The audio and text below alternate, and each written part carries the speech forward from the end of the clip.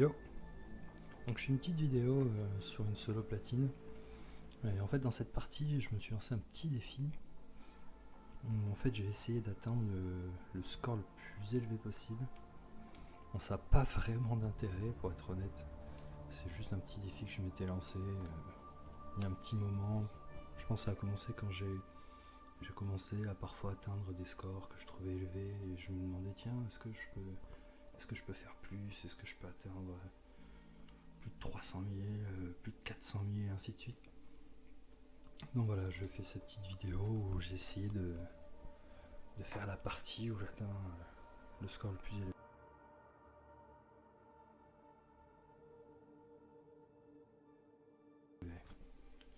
Donc j'ai déjà fait la partie en fait. Je l'ai enregistré et tout, sauf que j'ai oublié de mettre mon build. Et donc je me suis dit que j'allais faire une petite vidéo où je montrerai le build que j'ai utilisé, le personnage. Bon, le personnage c'est évident.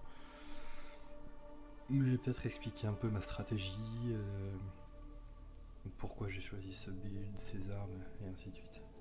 Donc on va commencer avec les pouvoirs. Donc oui, j'ai choisi le franc-tireur turien, qui est un personnage qui est vraiment très très balèze, on va dire. Certains joueurs qui pensent qu'il est overpowered, comme on dit, enfin qu'il est surpuissant, qu'il est trop puissant, quoi. Comme d'autres l'ont été à certaines époques. À mon avis, c'est pas forcément faux, parce que c'est vraiment un personnage qui est costaud. Et par contre, je pense que comme pour d'autres persos, ou peut-être même des armes comme le Rigard, que je vais utiliser d'ailleurs, je pense qu'il devient vraiment surpuissant à partir du moment où on a un minimum d'expérience avec lui. Je pense que d'emblée, c'est pas forcément le personnage le plus balèze du jeu, mais c'est vrai qu'une fois qu'on le maîtrise bien, effectivement, ça peut devenir un peu facile, quoi. Et c'est pour ça que je l'ai choisi d'ailleurs, parce que vu que mon but c'est de faire le score le plus élevé, ben, je choisis un personnage avec lequel je suis le plus à l'aise, surtout pour faire des solos niveau gold ou platine. Donc pour les pouvoirs, comme vous voyez, j'ai pas choisi surcharge, je crois que c'est en français. J'ai pas l'habitude de prendre surcharge, pas sur ce perso. C'est un pouvoir que j'aime beaucoup, j'utilise avec l'ingénieur humain beaucoup. C'est assez efficace contre les barrières, c'est très efficace contre les boucliers. On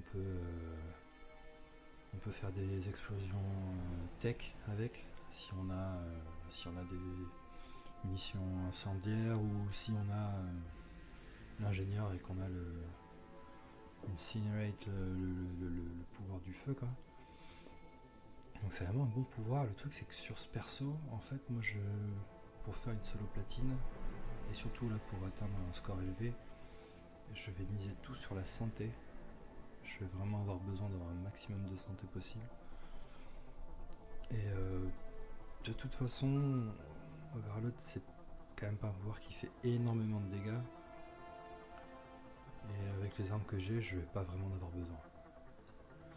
Donc, pour l'invisibilité, alors là, j'ai mis sur la durabilité parce que j'avais déjà fait le build en fait, avant de décider de faire la partie. Et j'avais pas envie d'utiliser un truc pour remettre les pouvoirs à un niveau. J'en avais qu'un. Et du coup, j'ai laissé comme ça. Ouais, si c'était à refaire, j'aurais pris le bonus de dégâts. 40%, c'est quand même conséquent. En sachant que sur une solo, la durabilité va pas servir à grand chose. Même si sur une partie classique avec d'autres joueurs, c'est vrai que ça peut être...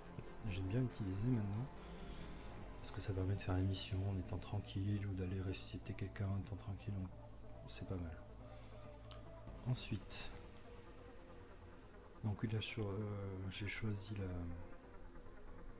la vitesse de recharge. Ça va pas me servir à grand chose non plus.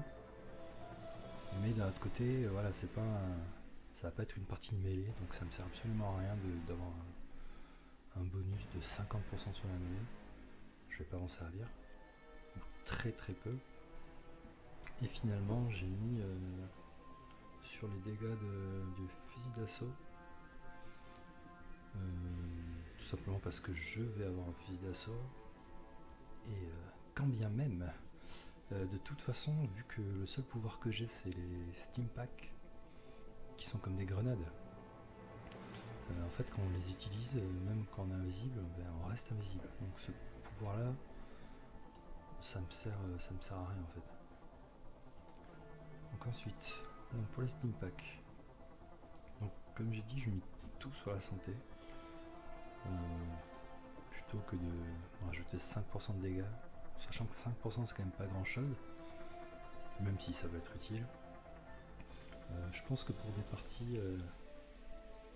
parties avec d'autres joueurs, ça peut être intéressant de tout mettre sur les dégâts. On a suffisamment de santé avec les steam packs. Sur une solo, pour ce que je vais essayer de faire, pour moi c'est vraiment plus intéressant d'avoir un maximum de santé, surtout que c'est vraiment un gros bonus, 40%. Donc ensuite je vais sur la durabilité. Je pense pas qu'on ait vraiment besoin d'avoir énormément de ces packs. Je trouve que 4 ça suffit. Donc à la limite si c'était un bonus de plus 3 ou un truc comme ça, peut-être que ça serait intéressant. Là plus 1 je trouve pas que ça soit vraiment utile. Voilà, ça rajoute un peu de durabilité, c'est pas plus mal. Ensuite finalement, encore sur les boucliers, avec un bonus de 60%, ce qui est encore énorme, au lieu d'aller encore une fois sur les dégâts de 8%. Ce qui peut être intéressant, hein, si on cherche vraiment à faire du dégât, miser tout sur les dégâts et partir sur du 5%, 8%, on arrive à 13%, ça peut être pas mal, mais c'est vraiment pas mon objectif. Donc ensuite, je mets tout sur le dégât des armes. Voilà, plutôt que ça, qui me sert absolument à rien. Là encore les headshots, plutôt que les pouvoirs. Et enfin, encore une fois, le dégât des armes, plutôt que le poids de mon fusil d'assaut, parce que je m'en fous pas mal en fait. Et pour finir, je mise tout sur la santé et les boucliers, plutôt que la mêlée, parce qu'encore une fois, je vais pas me servir de la mêlée. Et voilà. Donc pour les armes, donc j'ai choisi le Rigard. C'est un fusil à pompe que j'aime beaucoup, qui lui aussi d'ailleurs est considéré comme surpuissant, trop puissant, ce qui est encore est pas forcément faux, hein. C'est une arme qui est extrêmement puissante, qui fait énormément de dégâts. On va dire, le revers de la médaille, ça serait que il y a une portée de tir qui est très très très limitée. Je sais pas de combien elle est, mais c'est vraiment très limité. Le truc c'est qu'avec un personnage comme ça, qui a l'invisibilité, donc il peut se rapprocher facilement de l'ennemi sans être vu, et qui en plus ces steam packs lui permettent d'être quasiment invincible, c'est vraiment une arme qui est idéale, même si effectivement c'est un personnage qui a une spécialité avec les fusils d'assaut. J'ai fait beaucoup de parties en utilisant juste cette arme, avec des fois même pas d'ampli ou un ampli niveau 1, munitions incendiaire 4, et ça fait énormément de dégâts quoi. Donc je me suis mis un truc pour les dégâts là, et alors des fois j'utilise celui-là qui a aussi un mode perforant, mais je vais utiliser des munitions perforantes 4, donc j'en ai pas besoin. Ça va rendre mon arme un petit peu plus légère. Et ensuite les munitions, je vais utiliser cette arme énormément pendant la partie, donc c'est intéressant d'avoir le maximum de munitions sur moi. Et ensuite je vais utiliser cette arme comme arme secondaire en fait, pour les moments où je vais pouvoir faire du dégât sur les ennemis qui sont pas à portée de mon regard, c'est à dire qu'ils sont à plus de 3-4 mètres. pas m'en servir beaucoup, mais ça va m'être utile. C'est une arme qui est très très puissante. Bon, après, il y a plein d'armes qu'on peut utiliser avec ce perso. Surtout les fusils d'assaut. Il y en a un paquet, celle-là est optimale aussi, je pense. Énormément de dégâts. Celle-là aussi est très bien. Celle-là, surtout au niveau des munitions qui se régénèrent. Mais voilà, je sais pas pourquoi j'ai choisi celle-là. J'ai pas mal d'expérience avec cette arme aussi, donc j'ai plus l'habitude peut-être. Je me suis mis un mode pour les munitions, ça rajoute des munitions dans le chargeur. Et vu la vitesse à laquelle les balles partent avec cette arme, c'est pas plus mal d'avoir ce mode là. Moi je m'en sers toujours avec cette arme. Et alors là apparemment j'ai un module perforant, mais c'est pas ce que je veux. Voilà, je vais mettre ce module là. Parce que comme pour le fusil Rigard, j'ai déjà les munitions perforantes. Donc je vais juste augmenter les dégâts. Donc ensuite, ma stratégie en fait pour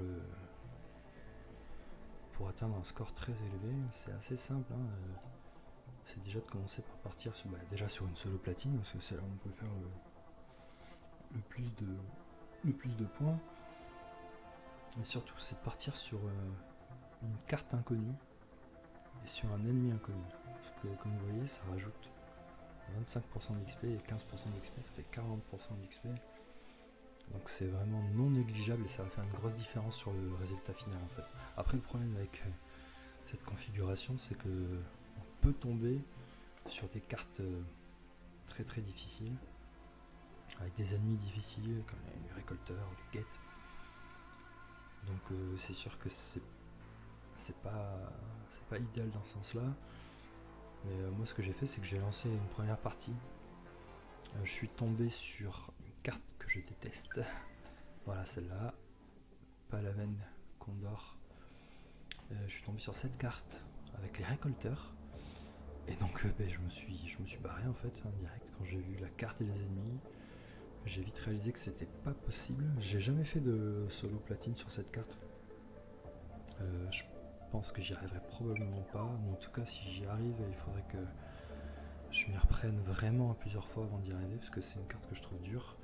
C'est une carte que j'aime pas en plus. Je la trouve pas agréable à jouer. Je la trouve pas très belle esthétiquement.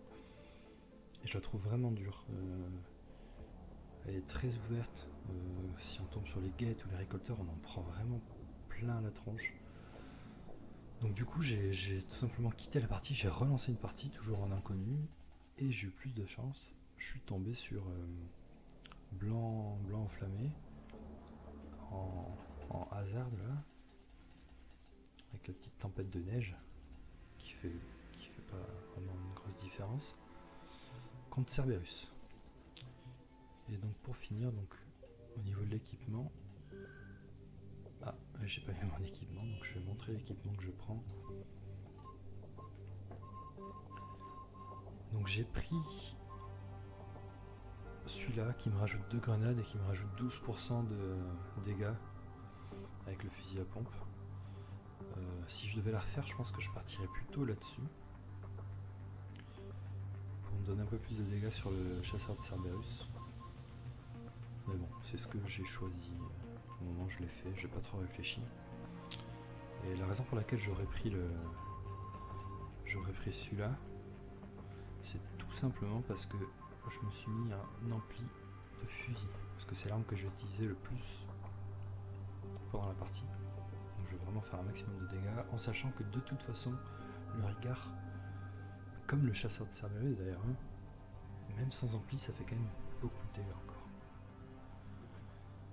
Donc voilà, j'ai mis ça. Ensuite je me mets un bouclier cyclonique 4. En général quand je fais des parties avec d'autres joueurs, je mets plutôt le module d'adrénaline pour aller plus vite, parce que c'est un personnage qui est relativement lent. Et quand on joue avec 3 autres joueurs sur une partie de platine, on est franc-tireur, donc on est invisible, on peut se balader sur la carte un peu comme on veut. On a nos steam pack. Donc du coup ça devient un peu superflu de se rajouter un module cyclonique. Je préfère mettre ça en général. Mais là, comme c'est une solo et que je vais prendre des risques, j'ai choisi le modulateur cyclonique. Et pour finir, donc comme j'ai dit, j'ai choisi les munitions perforantes 4, en sachant que d'habitude, surtout quand j'utilise que le Rigard, je prends assez souvent ces munitions là. Au final, les deux sont très bien. Là, pour le coup, je suis parti avec celle-là. Je les utilise moins souvent. J'avais envie d'essayer. Il me semblait que c'était un peu plus efficace avec le chasseur, le Cerberus, que j'utilise pas trop souvent non plus. Et voilà, je crois que j'ai fait le tour. Et bien, maintenant, on va y aller. C'est parti.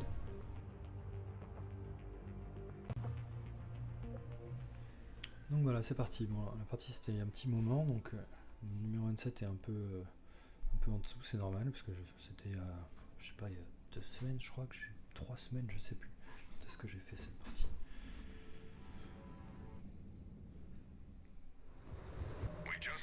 La grande surprise, je tombe sur cette carte avec Cerberus, donc je suis ravi.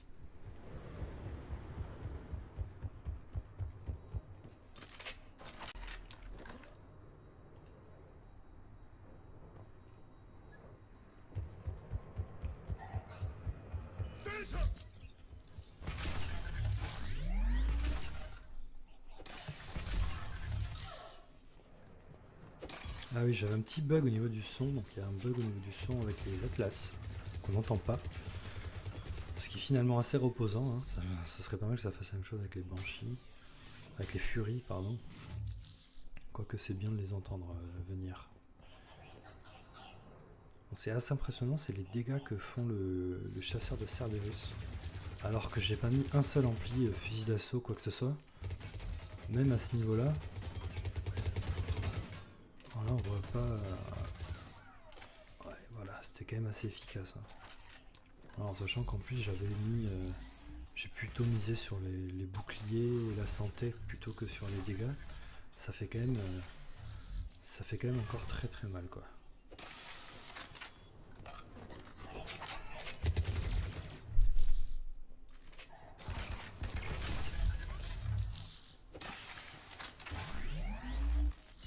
Bon, la partie va être assez longue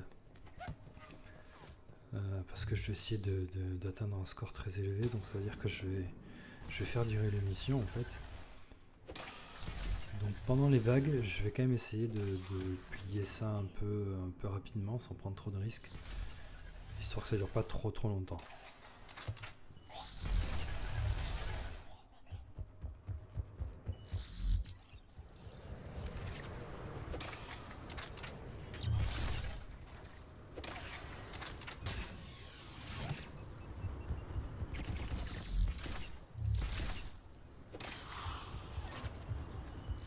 Vous allez voir que je vais souvent emprunter cette route, plus ou moins cette route. Là je me permets un peu des folies parce que c'est le début et que je m'amuse. Voilà, là j'ignore complètement ces deux mecs à côté de moi. C'est pour ça que je mets tout sur les boucliers. Ça me permet de faire des choses comme ça. Et là si je me souviens bien, je vais essayer de faire le défi au corps à corps. C'est pour ça que je les ignore.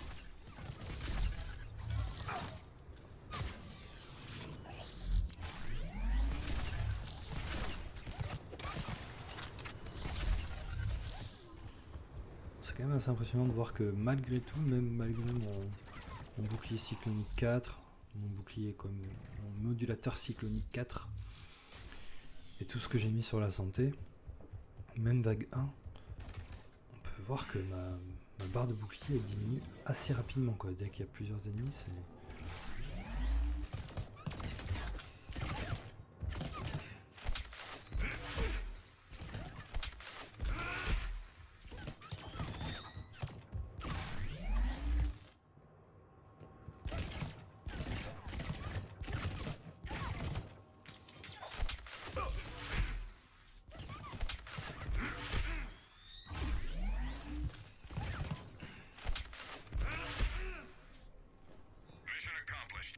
Voilà, je sais pas si c'est vraiment utile, parce que c'est quoi, ça fait 1500 points pour ce challenge là. J'essaie de faire un maximum de challenge pendant la partie pour booster le score. Bon, sachant que pour 1500 points, c'est pas vraiment utile, mais j'essaie quand même de faire, voilà, j'ai les challenges de headshot, les challenges fusil d'assaut, je sais pas quoi, fusil à pompe. Ça participe un petit peu au score, on va dire. Mais c'est pas le plus important, hein, clairement.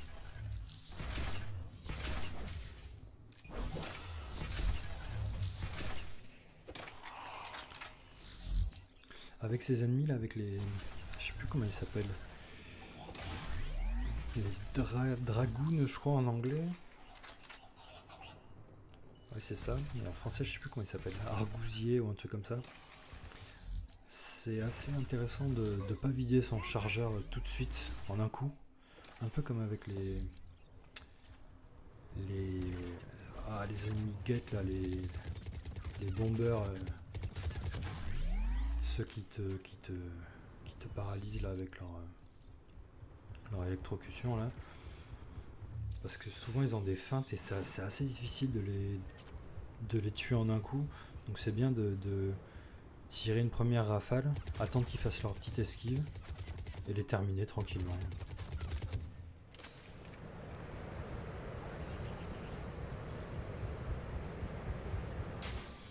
Ça permet d'économiser ses munitions un petit peu.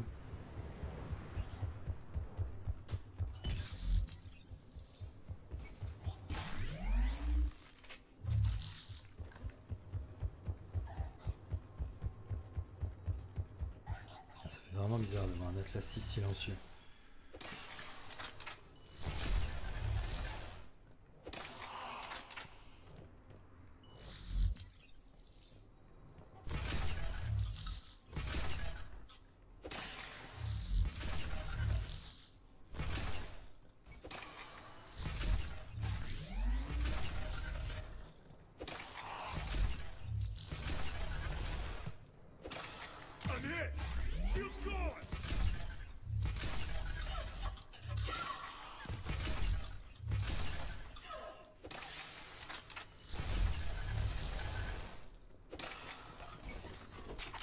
Donc voilà en fait, hein, concrètement ce que ça me permet de faire que d'avoir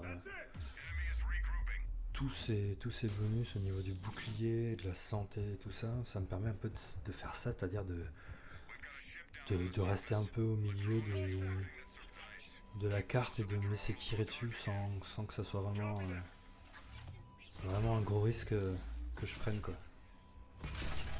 Ça me permet d'être nonchalant en fait, même insolent je dirais.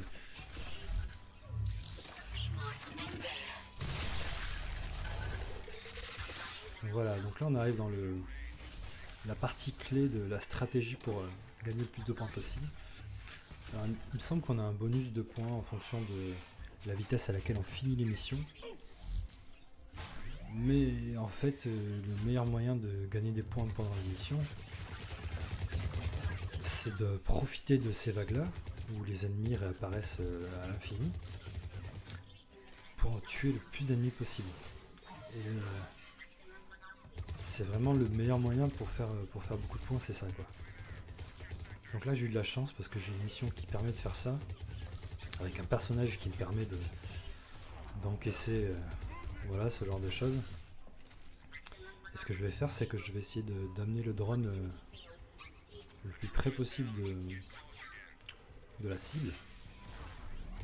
Et une fois que je serai à quelques secondes d'avoir atteint l'objectif, je vais sortir de la zone.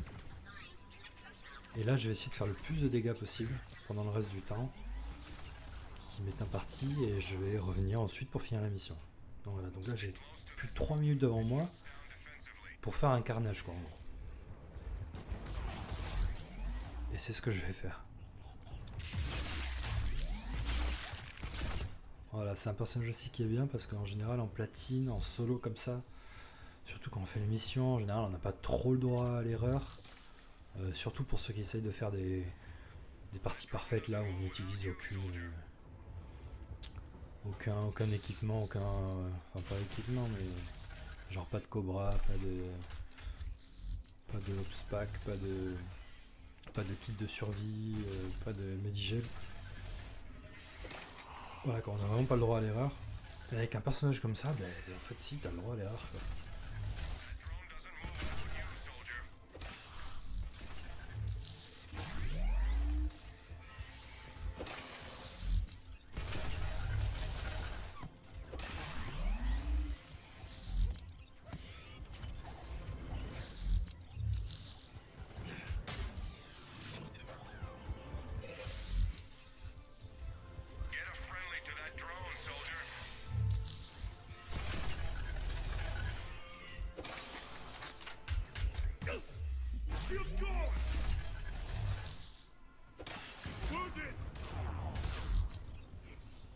Voilà, je fais le bourrin et tout, mais c'est quand même une carte que je connais bien. J'ai déjà fait quelques solo platine dessus, pas mal de solo gold aussi, donc je connais bien la carte. C'est aussi un personnage que je maîtrise bien, donc je peux me permettre de foncer un peu dans le tas et de passer à côté des ennemis et tout parce que j'ai l'habitude. Mais je fais quand même attention, je fais attention à ce que j'ai toujours quelques packs sur moi, peut-être un endroit pour m'enfuir au cas où je me retrouve coincé.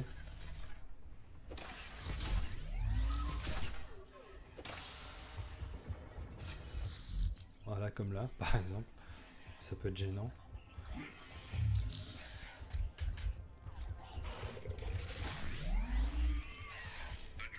En général, quand je joue quand je fais une solo bronze ou une solo argent, en général j'attends et que j'essaie de faire des points, soit parce que je fais un défi ou je ne sais quelle autre raison. En général, j'attends vraiment la dernière seconde avant de finir la mission. Là, comme c'est une solo platine quand même et que j'ai pas envie de trop faire le malin, voilà quoi. J'attends pas la toute dernière seconde, je me laisse une petite marge, on va dire. Et là, je me retrouve un peu coincé.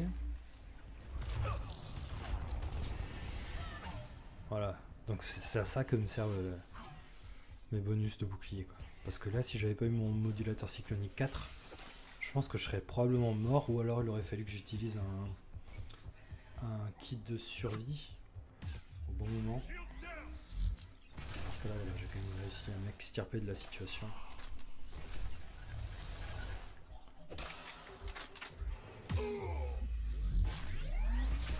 Voilà, je vais faire la vidéo en plusieurs parties, parce que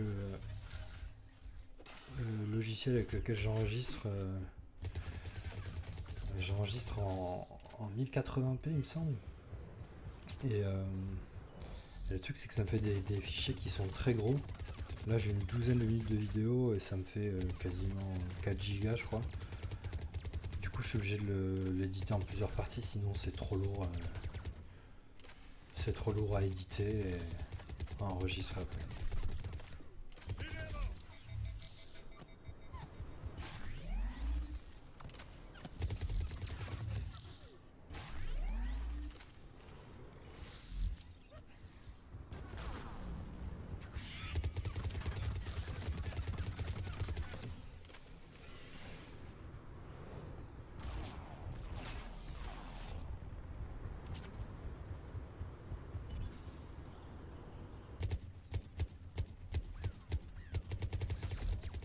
Là ça se voit pas trop parce que je fais pas mal de bourrin, mais je suis quand même un itinéraire type, on va dire, un itinéraire qui permet de faire la solo, que ce soit en gold ou en platine, qui est sensiblement le même, hein, en fait, où je fais le tour de la carte, passant par des endroits clés où il y a une munitions, voilà, comme ici. C'est une stratégie que pas mal de joueurs utilisent. Il me semble qu'elle m'est venue naturellement au bout d'un moment à force d'essayer de faire des solos il y a longtemps. C'est un peu comme pour la carte Giant, où il y a vraiment un itinéraire qui permet de faire le tour de la carte, de se reposer à 2-3 endroits où on attend les ennemis, on fait du dégât et puis on s'enfuit. Voilà, c'est ce qui permet de gérer ces... C'est pour ça que ces cartes sont simples aussi, hein. Celle-là, Giant, Il y a Ghost qui est assez simple aussi. Et c'est pour ça que les autres cartes, la plupart des autres cartes sont beaucoup plus difficiles. C'est parce qu'on peut pas vraiment se fabriquer un itinéraire sûr comme on peut le faire ici.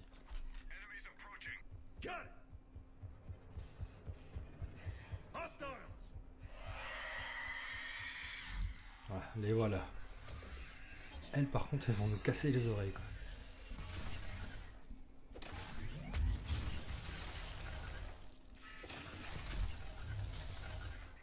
Là aussi sur les Furies c'est pas mal d'avoir avec le Rigard d'avoir les munitions Incendiaire 4 parce que avec le Rigard on fait énormément de dégâts sur la barrière et une fois que la barrière est tombée, ce qui prend un peu moins d'une seconde, les munitions incendiaires elles vont juste venir grignoter ce qui reste d'armure et voilà quoi. C'est un peu comme avec les grenades Inferno là du Krogan ou du Butarien. On lance la grenade et puis on lance la grenade dans un tas et puis on s'en va et puis 2 secondes après tout le monde est mort quoi. Mais voilà, les munitions perforantes 4 elles font énormément de dégâts instantanément quoi. Donc vraiment je trouve que c'est kiff. Entre les deux j'ai un peu du mal à choisir.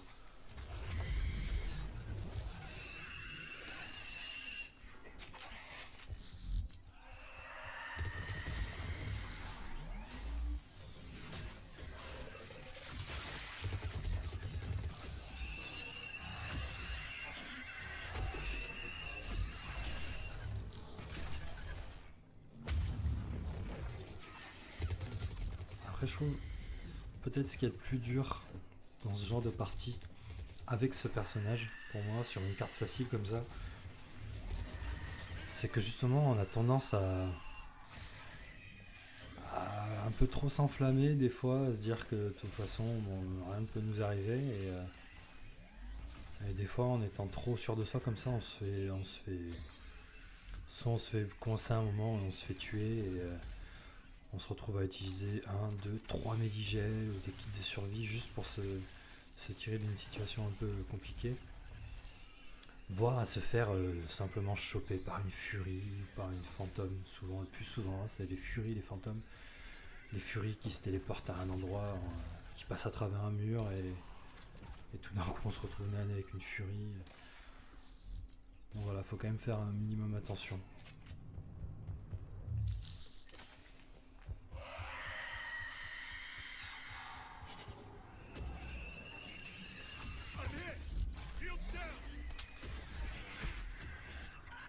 Alors je sais pas si... il me semble que j'ai réussi à faire le 10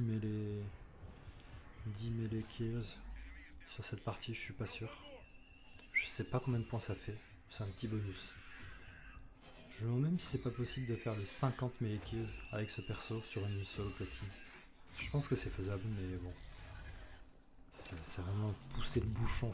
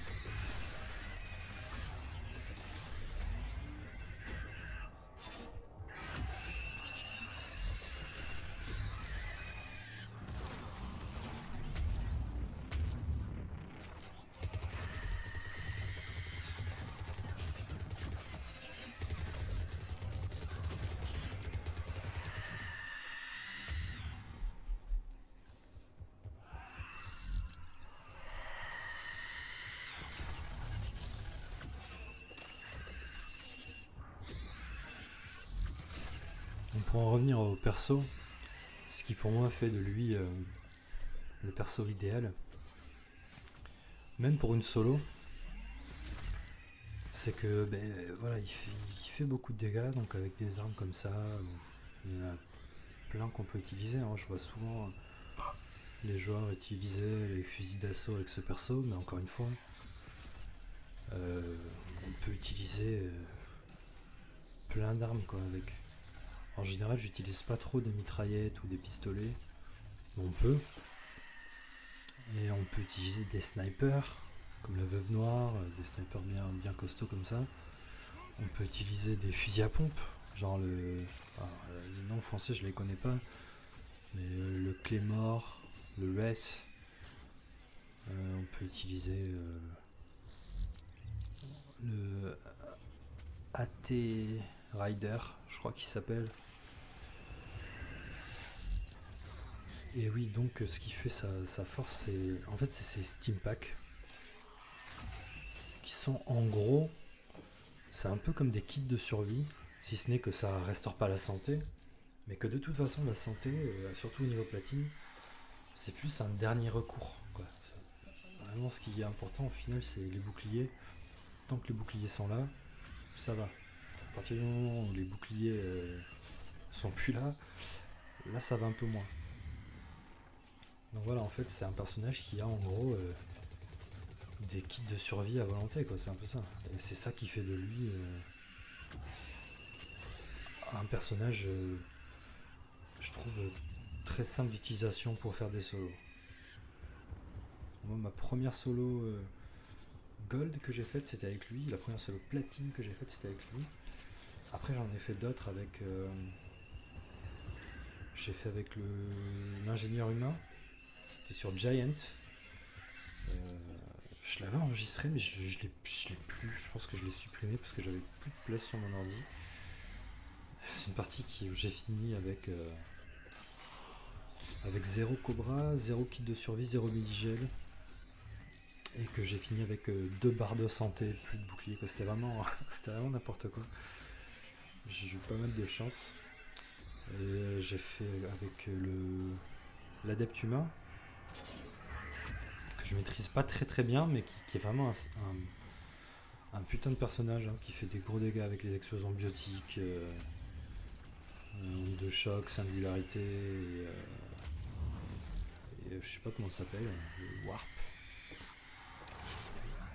Je l'ai fait avec le franc-tireur Gate, qui est aussi un sacré personnage qui fait énormément de dégâts.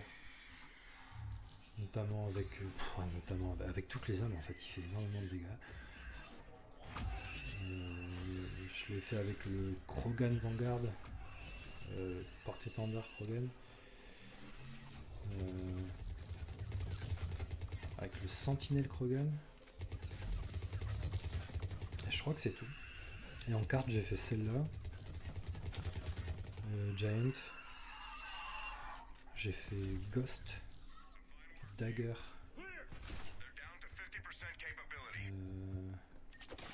Et Goddess.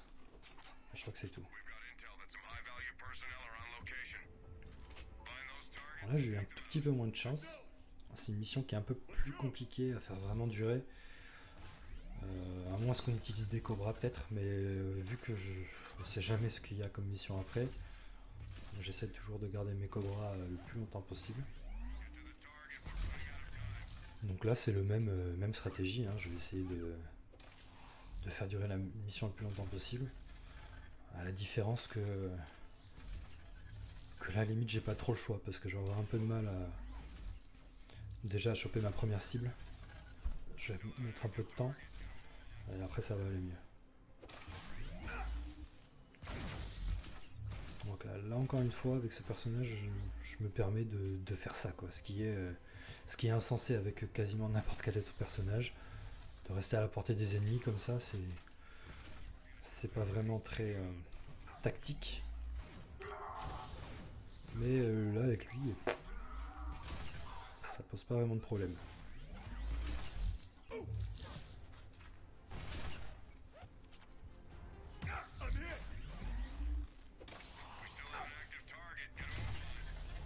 Bon, je fais toujours attention au temps bien sûr, hein. Donc là finalement j'ai réussi à bien m'en sortir. Il me reste 1 minute 30 pour aller faire la deuxième cible.